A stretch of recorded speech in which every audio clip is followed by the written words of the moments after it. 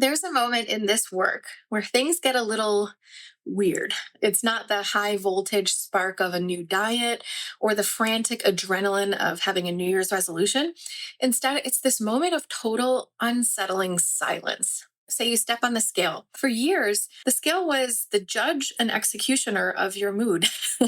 But today, the number is up and you don't react. No spiral, no inner critic, or you're at dinner and you realize you've eaten past hunger, you're a little overfull. Usually, this red alert meant the day was a wash. But today, you just notice. You stop. You see you took some extra bites, and then nothing urgent happens. You don't judge yourself, you just stop eating. Instead of feeling like a victory, it feels like a power outage. A protective instinct pops up. Should I be more concerned about this? We've been conditioned to believe that effort has to look like urgency, motion, force, that if we're not actively worried or monitoring every gram, we must be slipping. We think that if our mind isn't racing, we're not on the hunt for the solution anymore, and things are just going to get worse. But what if that boring feeling isn't actually apathy? What if neutrality is simply the first sign that your nervous system is no longer under threat? Think of a master craftsman, a beginner, all sweat and wasted movement. It looks like work, but a master, they look neutral.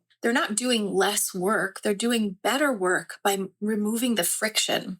So if your journey feels flat or suspiciously calm, you've actually reached the mastery phase. You've moved from high drama reacting to the quiet efficiency of a regulated system. The most sustainable changes, the ones that actually shift your set point, usually feel like this, as unremarkable as the quiet hum of a refrigerator in an empty room. You're listening to the Set Point Science Podcast, the biology of permanent weight regulation. I'm your host, Cheri Alberts. Today we're talking about neutrality, the most feared, misunderstood milestone on this path. When you've lived on the high voltage urgency of trying to get it right, finding your center feels like a total system failure. But this power outage I'm talking about, it's not a sign that you've actually given up. It's the sign that you've moved from the high drama beginner phase into the quiet efficiency of mastery.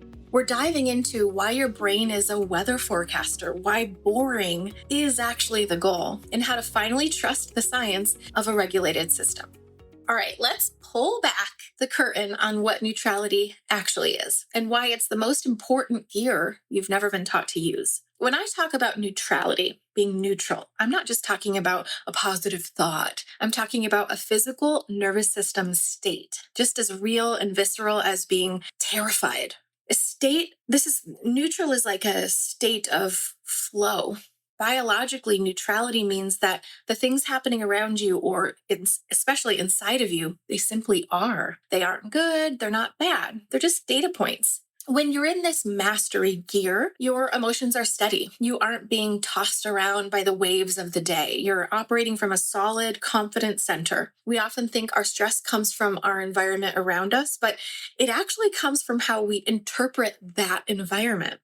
Think about the rain, for instance. If you believe rain is an annoyance, you'll be in a negative state all day if it's raining all day. If you believe rain is cleansing and renewing, you'll be in a positive state. But in the middle is where your power lives. If you decide that rain is just a weather pattern to navigate, you enter a neutral nervous system state. The rain hasn't changed, but your internal forecast has. Now, many of our high voltage reactions are just learned conditioning or automatic patterns from our past. It's not your job to fix those automatic thoughts. It's your job to see them as benign precursors, information that shows up before you consciously choose your response. Over time, choosing the neutral lens is what brings you into a state of internal efficiency. It's from this quiet center that you make your most productive decisions. You have the most agency, the actual ability to produce results when your mind is clear rather than cluttered with panic. Neutrality isn't about just getting by. It's where your life really starts to shine because you're not wasting energy on unnecessary friction or imagined friction even. But let's address the elephant in the room. Neutrality isn't permissive. It doesn't mean anything goes, and it certainly doesn't mean you've stopped caring or abandoned your structure. Neutrality is not the absence of boundaries, it's the absence of panic. The women I coach who associate urgency with success often feel threatened that when that urgency finally drops, something's wrong. They mistake the silence for a lack of edge. You're more likely to respect your body more when you're neutral, not less. Why? Because your decisions are coming from a place of clarity instead of urgency. Permissive behavior comes from a state of overwhelm and like checking out. Neutrality comes from a state of stability and calmly checking in. One feels like a collapse, the other feels like a foundation. And biologically, that difference changes everything. Let's get into the science a bit of what's actually happening under the hood when neutrality shows up. Because despite what your inner critic says, neutrality isn't empty or disengaged. It's a massive biological state shift. To understand this, we have to look at a concept called allostasis. Now, most of us know of homeostasis, which is the body's way of fixing things in the moment, like a thermostat adjusting the air when the room gets too hot. But allostasis is a bit different. It's about how your body creates stability over time. It's predictive. Your brain is actually a high-level weather forecaster. It's constantly asking, what's about to happen? What do I need to prepare for? How much energy do I need to store right now? When your system predicts turbulence, often meaning urgency, restriction, or even just responsible worry, it prepares for a storm. It braces. It holds on to energy. This is why your appetite stays loud, your thoughts stay obsessed with food, and your internal monitoring stays stuck on high alert. But when you hit neutrality instead, the forecast changes. You're not telling your body nothing matters. You're telling it nothing is urgent. And that shift alone lowers your allostatic load. It means less bracing, less need to hold on to reserves just in case. From your body's perspective, neutrality is the green light that says, we can stop preparing for the crash now. When that preparation stops, real regulation finally begins. Your brain gets a brand new data set. Nothing needs to be fixed. We're not behind. This matters because it reduces prediction error, which is the gap between what your brain expects to happen and what actually happens. If your brain expects a panic spiral after a heavy meal and instead nothing happens, that is profound new data. Over time, fewer prediction errors mean less vigilance. And less vigilance is what allows your nervous system to finally downshift. This is where your vagus nerve comes in. It's the brake pedal of the body. Neutrality activates that brake, slowing the heart, deepening digestion, not because you're forcing this Zen vibe, but because your internal environment actually feels navigable. Here's the secret. A body in a neutral state has more access to choice. When you're not braced for a fight, your brain can actually use its higher decision-making centers. Stopping eating feels natural. That's why neutrality feels so boring and unremarkable at first. But biologically, it's the sound of the system finally coming off standby. When your body stops waiting for the next problem, it stops acting like one is coming. That's not giving up. That is what regulation actually looks like. And hold on just one second. I have to mention something.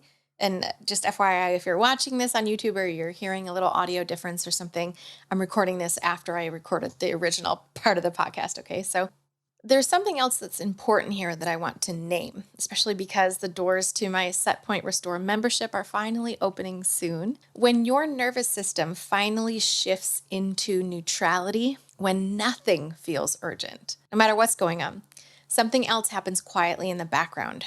Your defense lowers. What we've been calling weight loss resistance, your body's resistance to losing weight, it's not really resistance. We give it other names like self-sabotage, lack of willpower, no discipline, falling off the wagon, lots of stuff. And if you've been following me for some time, you know that I hate that term self-sabotage and frankly, all those other words, because it implies that there's something wrong with us, that we're broken or undisciplined or just not trying hard enough. I'm going to be doing more information on this as we go, but what I've come to know is that our lack of weight loss is not actually resistance or self-sabotage. Instead, it's defense of your current set point.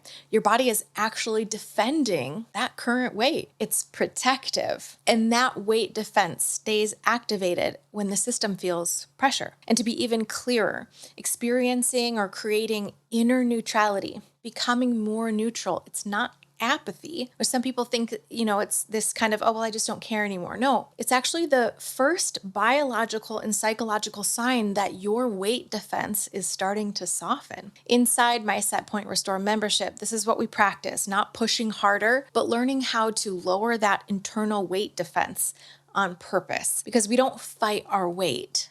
Instead, we disarm the defense. Keep in mind, you don't need to do anything at all with this right now. Just learning it is meaningful enough. But if over time you find yourself wanting a place to practice this work in a supported way, that option exists for you. So we do that inside Set Point Restore, which is my monthly membership program where I challenge you with exercises, coaching, and I provide a safe space and community to practice with. Learn more at setpointscience.com/restore. We'll be opening very soon. Okay, what might practicing neutral actually look like in real life? Most of the time, it's not dramatic. It's very subtle, ordinary. It's definitely not a whole new system like learning points or using an app. It happens inside your body and your mind. It's basically finding neutral in all of your life situations, no matter what's going on. So when the scale doesn't move how you thought it was going to, bringing yourself back to calm within minutes rather than letting it ruin a whole day. It could be seeing the calm, maybe even the bright side of things, but actually feeling it rather than forcing positivity or dwelling on what went wrong. Maybe, like we said before, it rains on your vacation. And instead of spiraling or trying to mentally override it, you accept rain for what it is, which is natural, neutral, and you maybe even notice that it creates a different kind of experience, like more time inside, more face-to-face moments, a slower rhythm. Neutral isn't pretending that things are great and positive all the time. It's letting them be what they are without making them a problem. It could even look like tracking your food, not because you're panicked or afraid of losing control, but because it just feels really grounding to know what's going on. It can also look like missing a day of tracking your food and feeling genuinely okay about that, because nothing important is at risk. It can look like preferring predictable meals, not because you can't succeed without structure, but because predictability might feel supportive, not mandatory. When hunger shows up, there's information, but it's not urgency. When cravings appear, there's awareness, but not alarm. When weight stalls, there's curiosity, but not panic. Things still register for you. Life still happens, but things like this don't hijack your days anymore, your weeks. And that's the key difference here. Neutral doesn't mean you stop caring. It means your nervous system isn't bracing for consequences all the time. The body sends a signal, the mind notices without rushing to fix or manage or stay ahead. Eating stops feeling like it has this job. Choices stop carrying so much meaning. Relief stops feeling urgent. Your brain gets used to saying, this is okay. This is neutral. This is normal. Not because everything is perfect, but because nothing feels immediately threatening. And none of that means you're failing or letting go. It means your system is learning that it's okay to stand down. This is what regulation looks like when it's allowed to happen. And simply recognizing that state without trying to force it is often the first place where real change begins. There is a specific reason why neutrality feels so much like a trap. In psychology, we call this cognitive fusion. Fusion is what happens when a thought and a feeling get so tangled up you can't tell where one ends and the other begins. You've become fused with that idea that vigilance equals safety. Your brain has used responsible worry as its primary tool to keep you on track. You've been monitoring your body, your hunger, and the scale with the same white-knuckled intensity of a pilot watching a failing engine. And because that strategy made you feel like you were at least doing something, you fused your very identity with it over time. You started to believe that being a person who cares is the same thing as being a person who is stressed. I need you to hear this, though. This is a safety strategy. It's not a personality trait. When you finally start to feel neutral, you are experiencing diffusion. You're finally stepping back from the control panel. But because you've used stress as fuel for so long, the silence feels dangerous. It's like being a soldier who has finally come home from a war zone. When you're standing in the safety of your own living room and there are no sirens, you don't feel peaceful at first. You feel exposed. You feel like you've let your guard down and something is about to hit you. The pattern at work here is your brain trying to protect you by whispering that neutral is just another word for checked out. But I want you to see this for what it really is. Neutrality isn't the absence of care. It's simply the absence of the safety strategy of panic. You're not losing your edge. You're just finally settling down a heavy shield that you don't need to carry anymore. You can still walk the path, and you can actually walk it much further once you're no longer exhausted by the weight of that shield.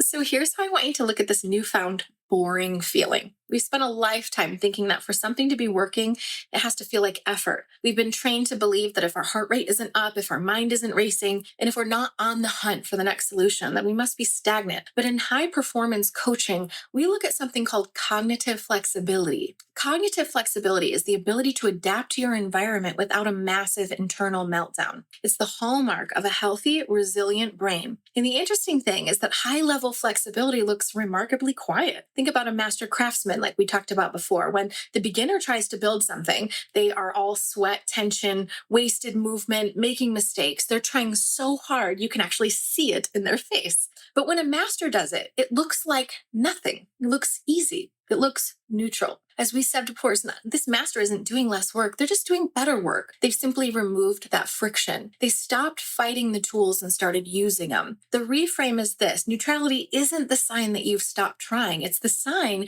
that you've stopped performing effort. When you stop panicking about the scale or spiraling after a heavy meal, you haven't given up on your health. You've reached a level of this internal efficiency. You've moved from that beginner phase of weight loss, characterized by the high drama, high noise, and high exhaustion, into the mastery phase. In that mastery phase, the system runs in the background. It's quiet, steady, regulated. If your journey has started to feel a little boring, or if you feel suspiciously calm where you used to feel chaotic, I want you to stop asking what's wrong with me and start saying, my system is finally becoming efficient. The noise of your old safety strategy is being replaced by the signal of your body's actual needs. You're not losing your edge. You're finally sharp enough that you don't have to hack at everything with brute force. You're not giving up. You're leveling up.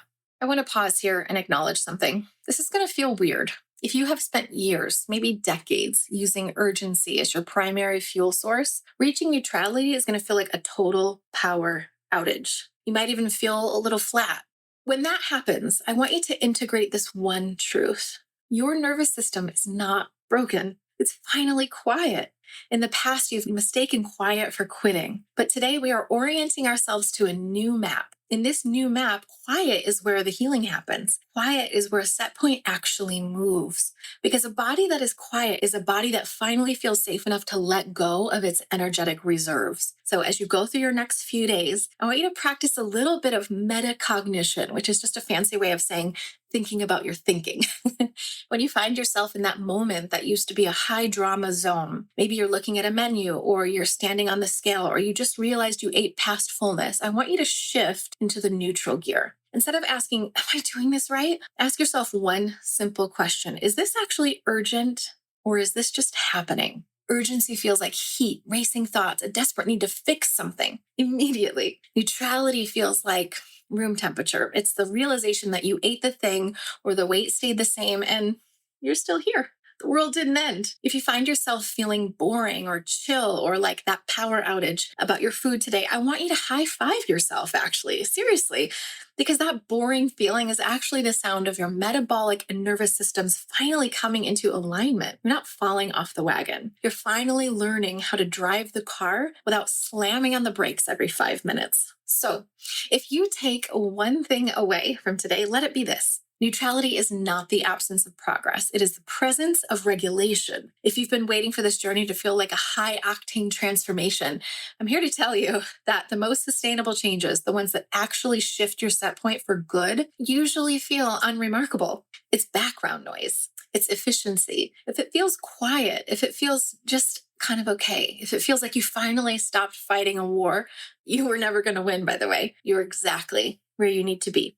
You aren't losing your edge. You're finding your center, and your body is finally listening. If this concept of neutrality feels like it may be right, and if this idea of lowering pressure instead of increasing it feels different to you, that's intentional. And if you're finding it hard to actually stay in this gear when life gets loud, I want to invite you to join us inside my coaching membership. It's called Set Point Restore.